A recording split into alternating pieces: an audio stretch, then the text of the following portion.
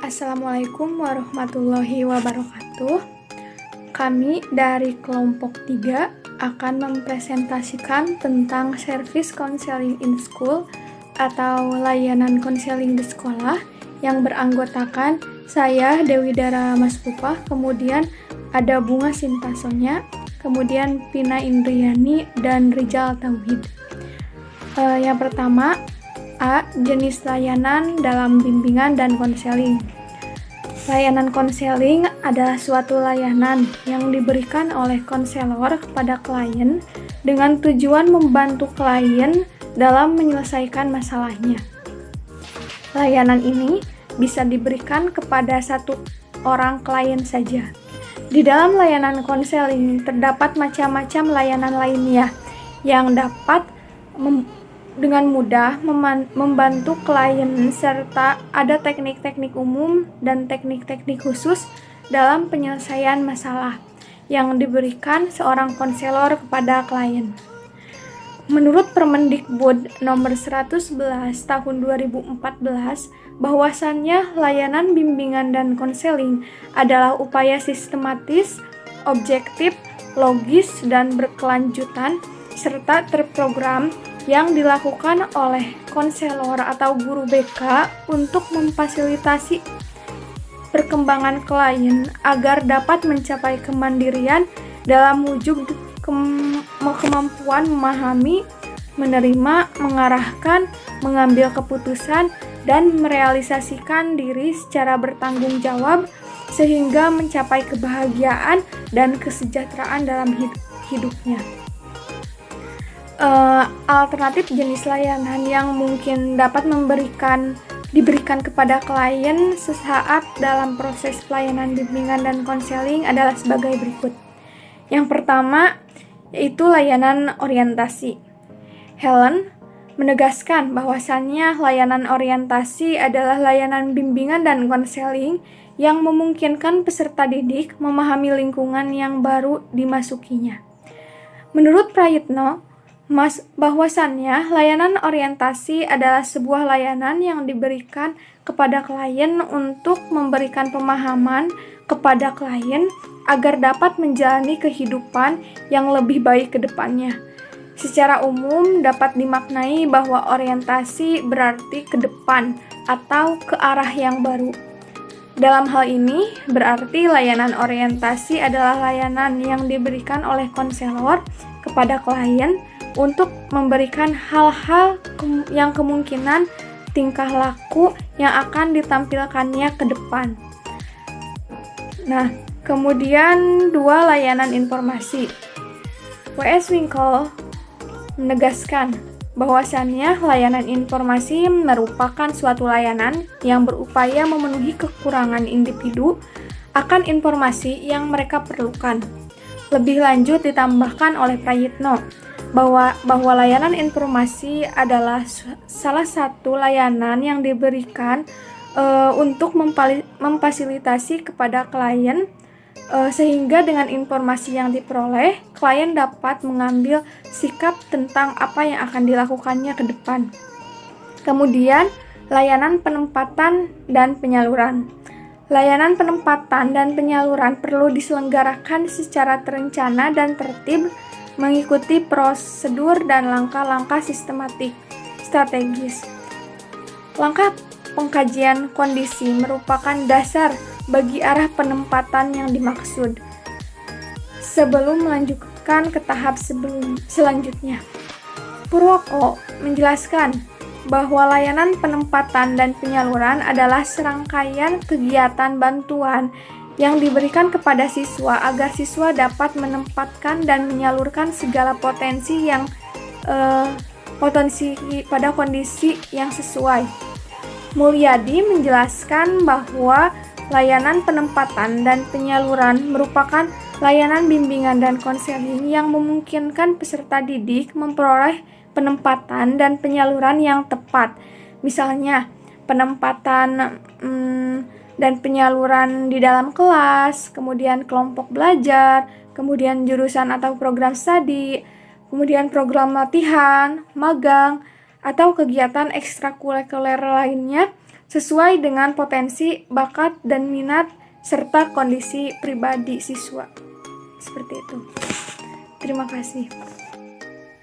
Materi yang selanjutnya yaitu layanan konseling individual. Menurut Helen mengungkapkan bahwa layanan konseling individual yaitu layanan bimbingan dan konseling yang memungkinkan peserta didik dapat mendapat layanan langsung tatap muka dengan guru BK-nya. Nah, konseling individu merupakan bentuk layanan yang paling utama dalam pelaksanaan fungsi pengentasan masalah klien. Menurut Gibers, strategi dalam layanan perencanaan individual meliputi yang pertama, individual appraisal, yaitu individu diminta oleh konselor untuk menginterpretasi tentang bakat, minat, keterampilan, dan prestasi yang ada dalam dirinya sendiri.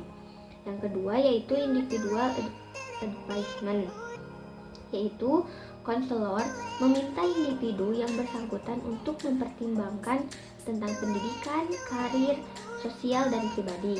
Kemudian bagaimana individu tersebut merealisasikannya. Yang ketiga yaitu transition planning, yaitu konselor bekerja sama dengan pihak guru yang lain membantu individu untuk membuat rencana apakah akan melanjutkan sekolah, bekerja, atau mengikuti training atau kursus. Yang keempat yaitu follow up, yaitu konselor bekerja sama dengan pihak guru yang lain menindaklanjuti dari data yang diperoleh untuk kemudian dievaluasi. Materi yang selanjutnya yaitu layanan bimbingan kelompok. Menurut Helen menjelaskan bahwa layanan bimbingan kelompok yaitu layanan yang memungkinkan sejumlah peserta didik untuk bersama-sama mengemukakan pendapat tentang sesuatu dan membicarakan topik-topik penting. Peranan anggota kelompok dalam bimbingan kelompok yaitu aktif membahas permasalahan atau topik umum tertentu yang hasil pembahasannya itu berguna bagi para anggota kelompok, seperti berpartisipasi aktif dalam dinamika interaksi sosial, menyumbang bagi pembahasan masalah, dan menyerap berbagai informasi untuk diri sendiri. Layanan bimbingan kelompok merupakan layanan yang diberikan kepada klien secara kelompok dengan jumlah anggota kelompok berkisar antara 10 sampai 15 orang. Dalam pelaksanaannya, bimbingan kelompok dipimpin oleh satu orang konselor yang telah terampil dalam memimpin kegiatan kelompok. Selanjutnya yaitu layanan konseling kelompok. Menurut Helen, bahwa layanan konseling kelompok yaitu layanan yang memungkinkan peserta didik memperoleh kesempatan untuk pembahasan dan pengentasan masalah yang dialaminya melalui dinamika kelompok. Dinamika kelompok adalah suasana yang hidup, yang berdenyut, bergerak, yang ditandai dengan adanya interaksi antar sesama anggota kelompok. Dalam konseling kelompok ada dua hubungan antara konselor dengan anggota kelompok, penuh rasa penerimaan, kepercayaan, dan rasa aman. Dalam hubungan ini, anggota kelompok atau klien belajar menghadapi, mengekspresikan, dan menguasai perasaan-perasaan atau pemikiran-pemikiran yang mengganggunya yang merupakan masalah baginya. Dalam pelaksanaan layanan konseling kelompok sangat berbeda dengan pelaksanaan layanan bimbingan kelompok, walaupun secara umum kelihatan sama. Nah, dalam beberapa pemahaman dijelaskan bahwa antara pelaksanaan layanan konseling kelompok dengan bimbingan kelompok dapat dikatakan sama tetapi berbeda. Nah, dalam pelaksanaan konseling kelompok, jumlah anggota kelompok berkisar antara 8 sampai 10 orang. Jumlah ini agak sedikit dibanding dengan jumlah anggota bimbingan kelompok. Terima kasih. Materi selanjutnya akan dilanjutkan oleh Pina.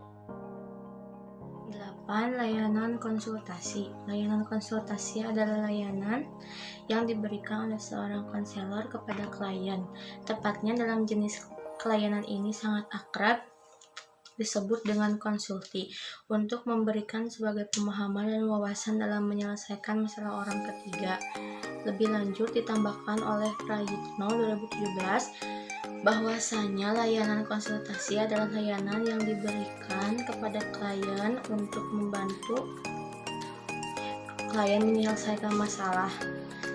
Dalam hal ini, klien datang kepada konselor untuk meminta bantuan tentang bagaimana langkah yang diberikan kepada orang ketiga yang masalahnya sedang ditangani oleh klien.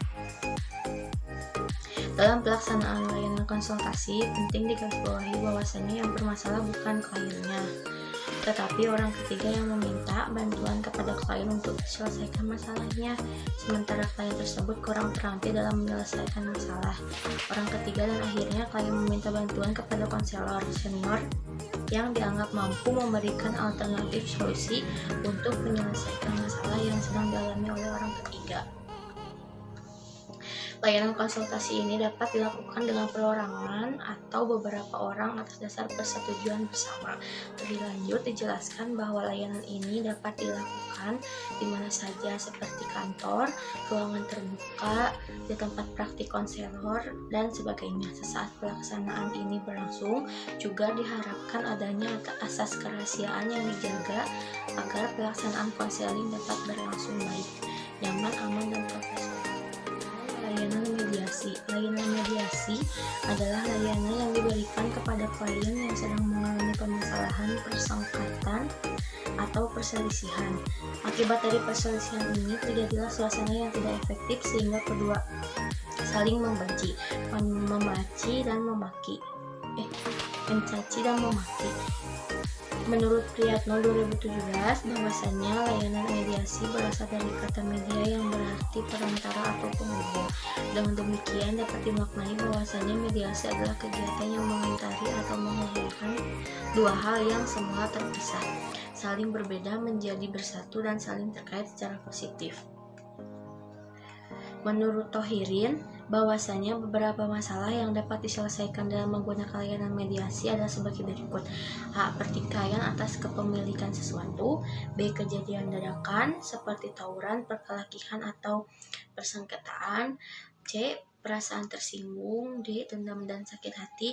E. Tuntutan atau hak yang seharusnya dimiliki. Berdasarkan berbagai jenis masalah yang telah dijelaskan terdahulu, dapat dimaknai bahwasanya layanan mediasi hanya diberikan kepada dua orang atau dua kelompok yang sedang tidak saling menyukai, dan antara satu orang dengan sekelompok orang. Pelaksanaan layanan mediasi ini dapat dikatakan selesai apabila kedua orang yang bersengketa tidak lagi menampilkan sikap persengketaan itu. Lebih jauh dari itu, diharapkan klien dapat menampilkan sikap-sikap positif yang mampu memberikan kehangatan dan kedamaian kepada setiap individu yang berada di sekitarnya. 10. Layanan advokasi. Layanan advokasi adalah layanan yang diberikan oleh konselor untuk mencari meminta hak klien yang telah tercerai dari dirinya.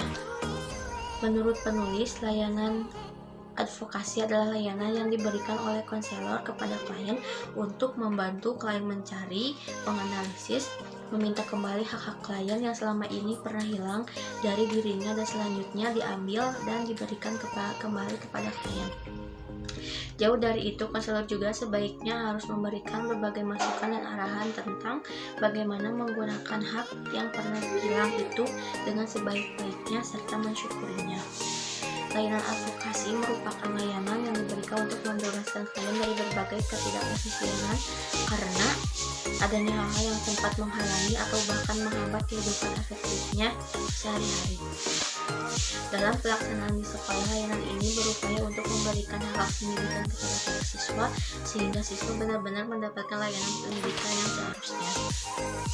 Selama ini sering kita mendengar guru menuntut hak yang dikerjakan oleh siswa, pekerjaan rumah, kedisiplinan, dan lain sebagainya. Tetapi jika kita harus memperhatikan dan memberikan hak-hak yang seharusnya diberikan kepada siswa, contoh ketauladanan, materi pelajaran yang berkualitas dan lain sebagainya. B.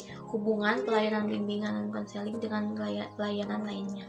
1. Layanan bimbingan dan konseling dengan layanan kesehatan. Layanan bimbingan dan konseling selalu bersinggungan dengan interaksi yang terjadi konselor dengan kliennya. Konselor adalah seorang yang telah menyelesaikan pendidikan strata 1 pada bidang kajian bimbingan dan konseling dan ditambah dengan telah menyelesaikan program pendidikan konselor atau PPK. Selanjutnya, klien adalah individu yang menjadi sasaran penerima layanan bimbingan dan konseling yang pada beberapa suasana klien ini dapat juga disebut dengan siswa atau apabila dilakukan di dalam suasana sekolah, mahasiswa apabila dilakukan di dalam suasana sekolah tinggi atau universitas, suami istri, anak apabila dilakukan dalam suasana konseling keluarga dan lain sebagainya. Sementara pasien adalah individu yang dibantu karena mengalami rasa sakit pada bagian tubuh tertentu. Menurut Undang-Undang 29 tahun 2004 tentang praktik kedokteran menerangkan bahwa pasien adalah setiap orang yang melakukan konsultasi masalah kesehatannya untuk memperoleh pelayanan kesehatan yang diperlukan baik secara langsung maupun tidak langsung kepada dokter. Menurut Safyan S. Willis 2009 mengatakan bahwa cara komunikasi yang baik adalah bukan hanya dialog searah berupa interaksi dokter kepada pasiennya, akan tetapi yang lebih utama adalah dialog dua arah sehingga membuat pasien menyatakan semua keinginan, keluhan dan kecemasan kepada dokter. Dalam proses layanan bimbingan dan konseling, seorang konselor sangat membutuhkan berbagai data dan keterangan terkait dengan kondisi kesehatan atau sejarah kesehatan yang klien. Dan data dan keterangan ini digunakan seorang konselor sebagai bahan dasar dalam memberikan pelayanan bimbingan dan konseling. Kesehatan siswa perlu mendapat perhatian dari guru BK karena gejala yang tampak akibat kesehatan yang terganggu, seperti siswa yang tidak dapat dengan jelas membaca tulisan di papan tulis, sering tidak mendengar keterangan guru, perlu secepatnya diketahui oleh guru BK kondisi tersebut agar mempermudah guru BK dalam memberikan tindakan yang akan diberikan, apakah dilakukan alih tangan kasus atau diberikan pelayanan konseling yang lebih serius, yang lebih intens. Menurut Susilo Raharjo menyatakan bahwa untuk mengetahui kondisi kesehatan siswa maka ada dua komponen yang seharusnya diketahui oleh konselor. Di antaranya adalah sebagai berikut. A. Kondisi fisik luar siswa. Hal ini berupa data tentang tinggi dan berat badan, kelengkapan anggota tubuh dan lain sebagainya. B. Kondisi organ tubuh bagian dalam. Hal ini berupa golongan darah, paru-paru, jantung dan penyakit tertentu yang pernah diderita.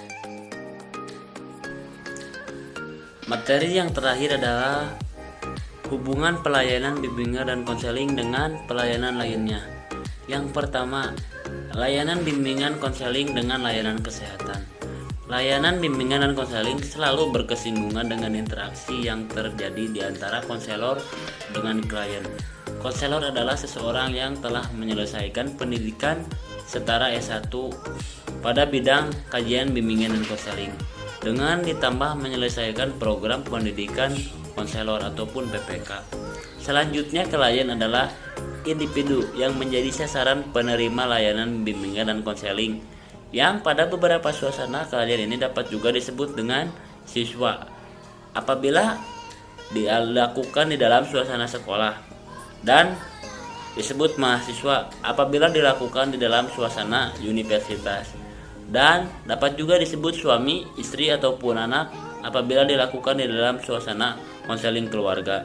Selanjutnya, apabila membahas tentang pelayanan kesehatan, maka kita akan mendapatkan adanya komunikasi antara dokter dan pasien ataupun perawat dan pasien. Terlihat dengan jelas adanya upaya bantuan yang diberikan oleh dokter kepada pasien. Seorang dokter ataupun perawat adalah individu yang memberikan bantuan kepada pasien yang sedang mengalami rasa sakit pada bagian tubuh tertentu. Menurut Undang-Undang Nomor 29 Tahun 2004 tentang praktik kedokteran menerangkan bahwa dokter adalah mereka yang telah menyelesaikan ataupun lulusan pendidikan kedokteran di dalam ataupun di luar negeri, yang diakui oleh pemerintah Republik Indonesia sesuai peraturan perundang-undangan. Sementara pasien adalah individu yang dibantu karena mengalami rasa sakit pada bagian tubuh tertentu. Menurut Undang-Undang Nomor 29 Tahun 2004 tentang Praktik Kedokteran menerangkan bahwa pasien adalah setiap orang yang melakukan konsultasi masalah kesehatannya untuk memperoleh pelayanan kesehatan yang diperlukan baik secara langsung maupun tidak langsung kepada dokter. Dalam hal ini, pasien merupakan manusia yang memiliki kebutuhan untuk kesehatannya. Kondisi fisik yang lemah sebaiknya tidak dibiarkan begitu saja, sehingga terus mengalami kelemahan yang mengakibatkan kurangnya berfungsi setiap organ tubuh. Tetapi sebaiknya kondisi fisik yang lemah harus dibantu dan didukung melalui penguatan kondisi psikis, sehingga kekuatan psikis akan mampu memberikan semangat dan tenaga untuk menguatkan kondisi pasien. Kondisi fisik yang lemah dapat dibantu oleh seorang dokter dengan cara memberikan obat yang sesuai dengan penyakit yang diderita oleh pasien.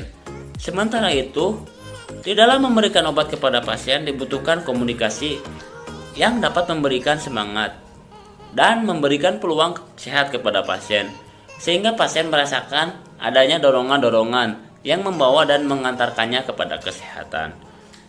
Dalam suasana pemberian obat kepada pasien, dibutuhkan layanan konsultasi yang sifatnya proporsional, sehingga dalam hal ini dokter harus memiliki keterampilan komunikasi yang sangat baik agar si pasien dapat dengan mudah memahami makna penggunaan obat yang telah diberikan. Menurut Sofyan S. Willis mengatakan bahwa cara komunikasi yang baik adalah bukan hanyalah dialog searah berupa instruksi seorang dokter kepada pasiennya, akan tetapi yang lebih utama adalah dialog dua arah, sehingga membuat pasien menyatakan semua keinginan, keluhan, dan kecemasan kepada dokter. Di samping itu, jalannya komunikasi juga sangat tergantung kepada sahut menyahutnya setiap kalimat yang disampaikan oleh dokter dan pasien. Dalam proses layanan bimbingan dan konseling, seorang konselor sangat membutuhkan berbagai data dan keterangan terkait dengan kondisi kesehatan ataupun sejarah kesehatan yang dialami oleh klien. Data dan keterangan ini digunakan seorang konselor sebagai bahan dasar dalam memberikan pelayanan bimbingan dan konseling kesehatan. Siswa perlu mendapatkan perhatian dari guru BK karena gejala yang tampak akibat kesehatan yang terganggu, seperti siswa yang mengalami jelas membaca tulisan di papan tulis akan tetapi sering tidak mendengarkan keterangan guru, perlu secepatnya diketahui oleh guru BK. Kondisi agar mempermudah guru BK dalam memberikan tindakan yang akan diberikan. Apakah akan dilakukan alih tangan ataupun alih kasus dengan diberikan pelayanan konseling yang lebih intens. Menurut Susilo Raharjo menyatakan bahwasannya mengetahui kondisi kesehatan siswa, maka ada dua komponen yang harus diketahui oleh konselor. Di antaranya yang pertama kondisi fisik luar siswa.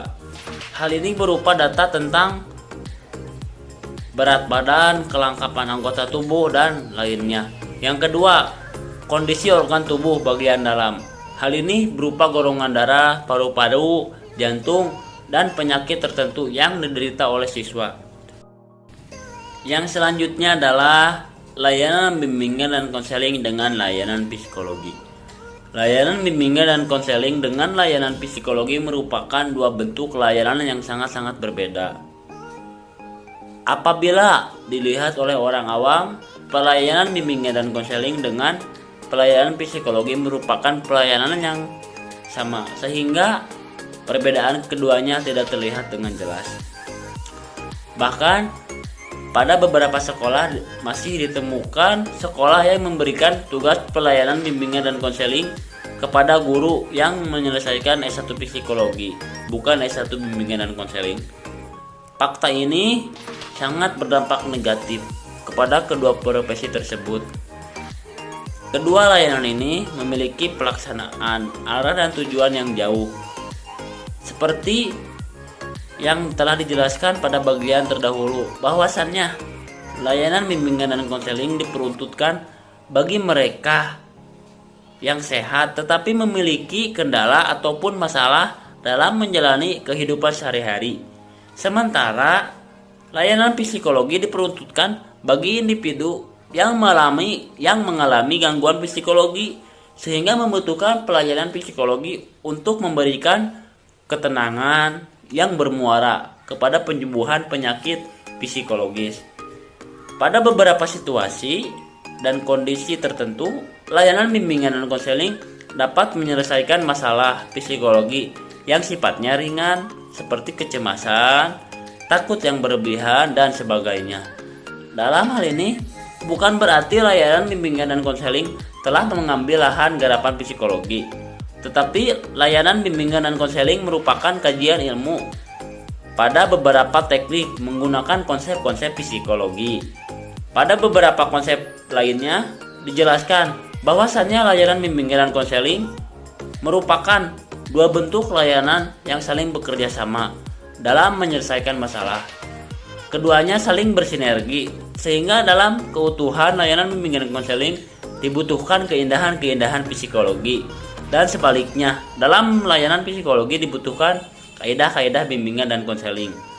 Setiap pelaksanaan layanan bimbingan dan konseling harus memahami aspek-aspek psikologi kliennya, sehingga dengan modal itu para konselor dapat memberikan bimbingan dan arahan yang tepat sehingga klien memiliki pencerahan diri dan mampu memperoleh kehidupan yang lebih bermakna, yaitu kehidupan yang dapat memberikan manfaat kepada makhluk hidup yang ada di sekitarnya. Menurut Lahmadun Lubis dijelaskan bahwasannya kepentingan pelaksanaan layanan bimbingan dan konseling dibutuhkan beberapa konsep kajian psikologi yang harus dipahami oleh konselor. Di antaranya adalah sebagai berikut. Yang pertama adalah motif dan motivasi, yang kedua adalah pembawaan, yang ketiga adalah perkembangan individu, yang keempat adalah belajar, dan yang terakhir ataupun yang kelima adalah kepribadian. Yang selanjutnya adalah layanan bimbingan dan konseling dengan layanan psikoterapi. Layanan bimbingan dan konseling dengan layanan psikoterapi merupakan bentuk layanan yang sangat dibutuhkan oleh individu dalam menjalani kehidupannya. Banyak di antaranya individu yang selalu ingin berada dalam bimbingan dan arahan para konselor dan terapis. Mereka selalu merasa ketakutan dalam mengambil keputusan ataupun dalam melakukan sesuatu, ketakutan tentang kondisi masa depan, merasa menyesal terhadap kesalahan yang telah dilakukan, dan lain sebagainya. Pada era teknologi saat ini, kompleksitas permasalahan dan penyakit masyarakat semakin beragam, seiring dengan perkembangan ilmu pengetahuan dan teknologi. Ini membuktikan bahwasannya ekstensi